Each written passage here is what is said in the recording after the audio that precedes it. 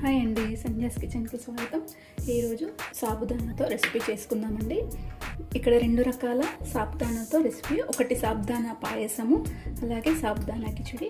మనకు ఎల్లుండి శివరాత్రి వస్తుంది కదా, దానికి సంబంధించిన 2 కూడా మనం ఆ రోజు కంపల్సరీగా తీసుకుంటాం కదా, సాబుదానా కిచిడి అలాగే పాయసము. ముందుగా ఇక్కడ 1 కప్పు పాయసం కోసం సాబుదానాలు తీసుకున్నాను. ఈ ఒక గిన్నెలో వేసుకోవాలండి. గిన్నెలో వేసుకొని ఇవి ఒక 2-3 సార్లు మంచిగా కడిగేసుకోవాలండి. ఇలా 2-3 టైమ్స్ ఇలా కడిగేసి ఈ నీళ్ళన్నీ పారపోసుకోవాలి. ఇప్పుడు ఇదే కప్పుతో 1 కప్పు వాటర్ వేసుకుందాము. మనం ఏ కప్పుతో సగ్గుబియ్యం తీసుకున్నామో అదే కప్పుతో వాటర్ వేసి ఒక 2 గంటలు దీన్ని నానబెట్టుకోవాలి. దీన్ని ఇలాగే పక్కన పెట్టేసుకోవాలి.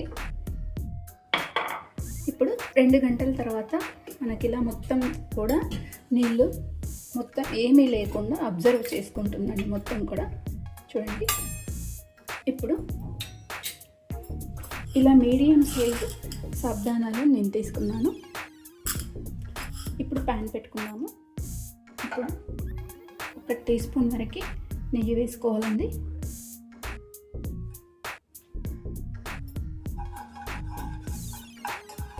ఇదంతా కరిగిన తర్వాత ఇప్పుడు మనం ఇక్కడ నేను ఒక 4 కాజు పప్పులు తీసుకున్నాను. అలాగే ఒక 4 బాదం పప్పు, ఒక 4 పిస్తా పప్పు కూడా తీసుకున్నాను.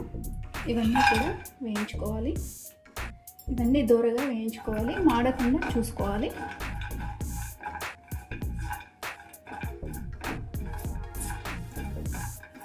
మీడియం ఫ్లేమ్ మీద పెట్టి వేయించుకోవాలి.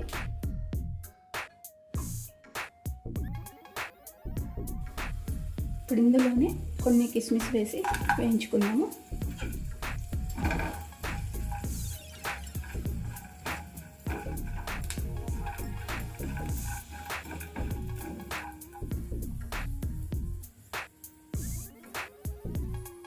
ఇప్పుడు ఇవి వేగాయి కదా, తీసేసుకుందాము. స్టవ్ ఆఫ్ చేసేసుకొని ఇవి ఒక ప్లేట్లోకి తీసేసుకుందాం.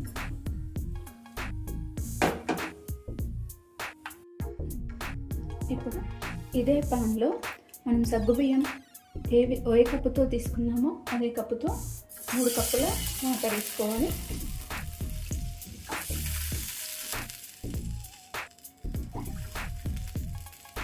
మూడు కప్పుల వాటర్ వేసుకున్నాం కదా, ఇది ఒక మరుగు వచ్చే వరకు మరిగించుకోవాలి. ఇప్పుడు వాటర్ మరిగాయి కదా, ఇప్పుడు మనం నానబెట్టుకుని ఉంచుకున్న ఈ సగ్గుబియ్యం మొత్తం కూడా ఇందులో వేసుకోవాలి. ఇందులో వేసుకొని మీడియం ఫ్లేమ్ మీద ఒక 10 నిమిషాలు వీటిని ఉడికించుకోవాలి.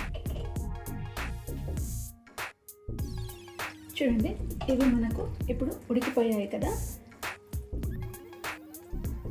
మొత్తం మీద ట్రాన్స్పరెంట్గా అయిపోయాయి.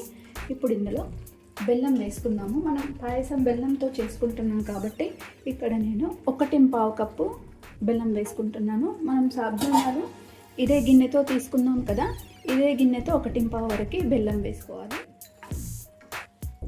ఇలా తురుముకొని వేసుకుంటే తొందరగా కరిగిపోతుంది. ఈ బెల్లం చాలా ఫ్రెష్గా ఉందండి, ఇందులో ఏమీ లేవు. మీకు ఇందులో కొంచెం ఏమైనా మీరు తీసుకున్న బెల్లంలో ఇసుక అది ఇది ఉంటే బెల్లంలో కొంచెం వాటర్ వేసి మెల్ట్ అయ్యేదాకా కరిగించుకొని అప్పుడు వడకట్టుకొని ఇందులో వేసుకోవచ్చు.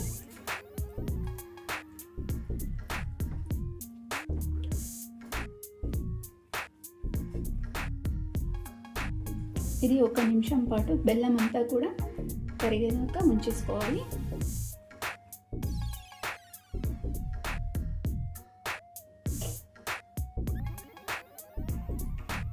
మీకు కావాలంటే 1.5 వరకు కూడా వేసుకోవచ్చు. ఇప్పుడు మనం వేయించుకున్న ఈ డ్రై ఫ్రూట్స్ కూడా ఇందులో వేసుకోవాలి. అలాగే ఇందులో ఒక 1/2 స్పూను ఇలాచీ పొడి వేసుకోవాలి. నేను ఇది షుగర్లో గ్రైండ్ చేసి వేసుకుంటున్నాను. అలాగే ఇది పచ్చ కర్పూరం అండి, ఇది కొంచెం ఇలా తీసుకొని వేసుకోవాలి. స్మాష్ చేసుకొని వేసుకుంటే ఇలా అవుతుంది. ఇది వేసుకోవచ్చు, ఇది ఆప్షనల్ అండి, ఉంటే వేసుకోవచ్చు లేకపోతే లేదు, కానీ ఫ్లేవర్ చాలా బాగా వస్తుంది.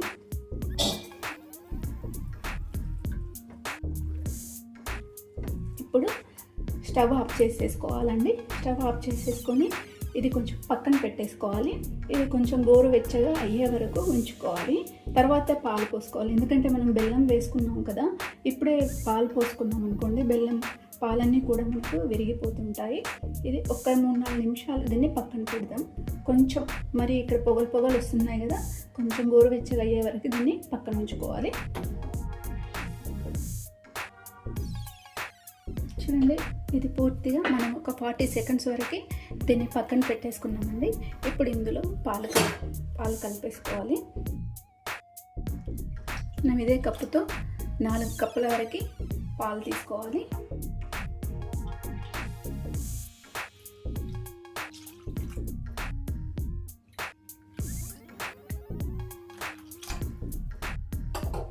మంచి చిక్కటి పాలు తీసుకున్నామనుకో మనకు పాయసం టేస్టీగా వస్తుందండి.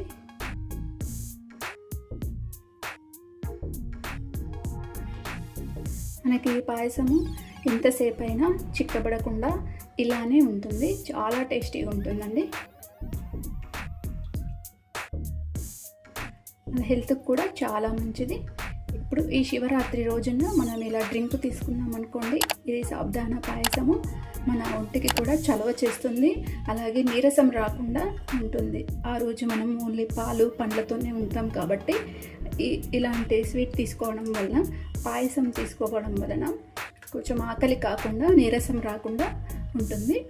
ఇప్పుడు ఇంతే అండి, ఇది రెడీ అయిపోయింది. దీన్ని ఒక డిష్లోకి తీసేసుకుందాము. చూడండి, మన సాబుదానా పాయసం రెడీ అయిపోయింది. ఇప్పుడు దీన్ని పక్కన పెట్టేసుకొని మనం సాబుదానా కిచడి ప్రిపేర్ చేసుకుందాము.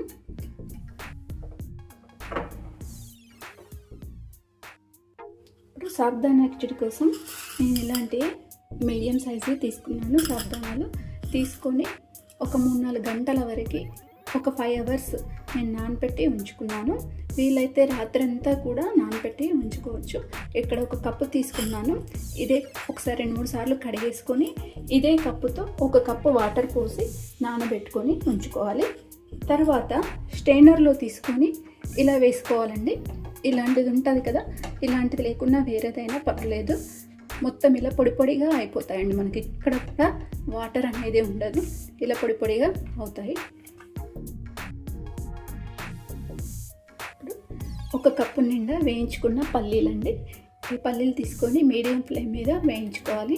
నేను ఇలా కొంచెం పొట్టు తీసుకున్నాను, ఇంకాస్త ఉంది. పొట్టుతో కూడా మనం గ్రైండ్ చేసి వేసుకోవచ్చు. ఇప్పుడు ఈ పల్లీలని జార్లో వేసుకొని మనం ఫైన్ పౌడర్గా గ్రైండ్ చేసుకోవాలి. చూడండి, ఇలా ఫైన్ పౌడర్గా గ్రైండ్ చేసుకోవాలి. ఇప్పుడు మనం నానబెట్టుకున్న ఈ సాబుదానాలు ఒక బౌల్లో వేసేసుకోవాలి. చూడండి, మనకు సాబుదానాలు ఎంత పొడి అయ్యాయో అప్పుడైతే ఈ కిచడి చాలా పర్ఫెక్ట్గా. అందులో మనం గ్రైండ్ చేసుకున్న పల్లీల పొడి కలుపుకోవాలి. వేసుకొని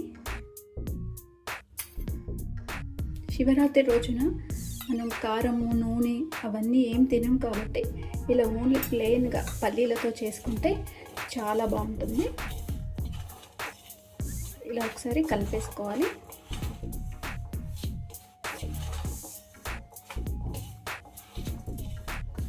ఇప్పుడు ఇందులోనే ఉప్పు వేసుకుందాము.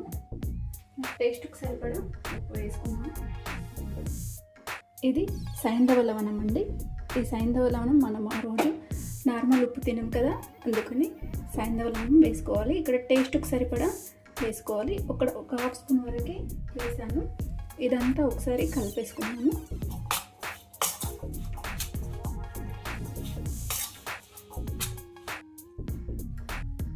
ఇప్పుడు ప్యాన్ పెట్టుకుందాము.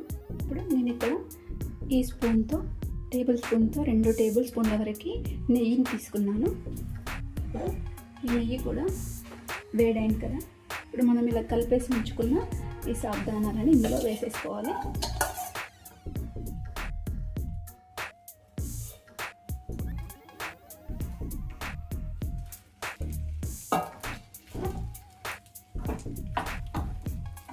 ఇలా వేసుకున్నాం కదా, దీన్ని ఒక 2 నిమిషాలు మగ్గించుకోవాలండి. ఉప్పు కూడా మనం వేసుకున్నాము. అయితే మనం ఆ రోజున మిరపకాయలు, ఆవాలు, జీలకర్ర ఏమీ కూడా వాడకుండా, కారం కూడా ఏమి తినకుండా ఉంటాం కాబట్టి ఇలా నెయ్యి సైంధవలంతో తీసుకుంటే చాలా హెల్త్, కొంచెం మనకు నీరసం అనేది రాకుండా ఉంటుంది. ఇది ఒక 2 నిమిషాలు మూత పెట్టి మగ్గించుకుందాము. ఒకసారి చూద్దాము. మూత పెట్టి ఉంచుకున్నాం కదా, మధ్య మధ్యలో కలుపుతూ ఉండాలి, లేకపోతే మనం గిన్నెకి అంటుకొని ఉంటుంది. ఇలా పల్లి నేను ఫైన్ పౌడర్గా చేసుకున్నాను కదా, మీకు ఇష్టం ఉంటే కొంచెం క్రష్గా కూడా చేసుకొని వేసుకోవచ్చు. మనం తింటుంటే పల్లీలు మధ్య మధ్యలో తగులుతూ ఉంటాయి, అలా కూడా బాగుంటుంది. ఇప్పుడు దీన్ని ఇంకొక 1 నిమిషం పాటు వేయించుకున్నాము. చూసుకున్నాము, మనకు రెడీ అయిపోయిందండి పాయసం, కిచిడి. చూడండి మనకి ఎంత ట్రాన్స్పరెంట్గా అయిపోయిందండి ఇది. చూడండి ఇలా ట్రాన్స్పరెంట్గా ఇంత పొడి పొడిగా మంచిగా అయ్యింది. ఇప్పుడు దీన్ని స్టవ్ ఆఫ్ చేసేసుకొని వేరే గిన్నెలోకి తీసేసుకున్నాము. సాబ్దాన్ నానబెట్టిన తర్వాత మంచిగా స్టెయినర్ చేసుకుంటే పొడి పొడి అయితే ఈ విధంగా వస్తుందండి. అలాగే కొంచెం తడి తడి ఉండి ముద్ద ముద్దగా ఉంటే మెత్తగా అయిపోతుంది కిచిడి. అలాగే మనం పల్లీలు కూడా వేయించుకునేటప్పుడు మనం రెసిపీ చేసుకుందాము 1 గంట ముందు వేయించుకొని పక్కన పెట్టుకోవాలండి.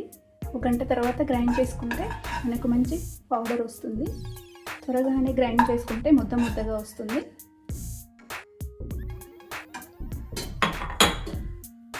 అంతేనండి, మన కిచిడి కూడా ఇలా పొడి పొడిగా ఎంత బాగా రెడీ అయిందో చూసారా. ఇప్పుడు ఈ సాబ్దానా కూడా పాయసం కూడా మనం ఇంతసేపు నుండి కూడా గట్టి పడకుండా చాలా మంచిగా ఉందండి. ఈ శివరాత్రి రోజు మేము కంపల్సరీ ఇలా తీసుకుంటామండి. పాలు, పండ్లు, ఈ పాయసము, కిచిడి తిని ఉంటాము. మీకు కూడా ఈ రెసిపీ నచ్చితే మీరు కూడా ఒకసారి ట్రై చేయండి. ట్రై చేసిన తర్వాత మీకు ఎలా వచ్చిందో కామెంట్ సెక్షన్లో మెన్షన్ చేయండి. అలాగే లైక్ చేయండి, షేర్ చేయండి, నా ఛానల్ని సబ్స్క్రైబ్ చేయండి. Thanks for watching.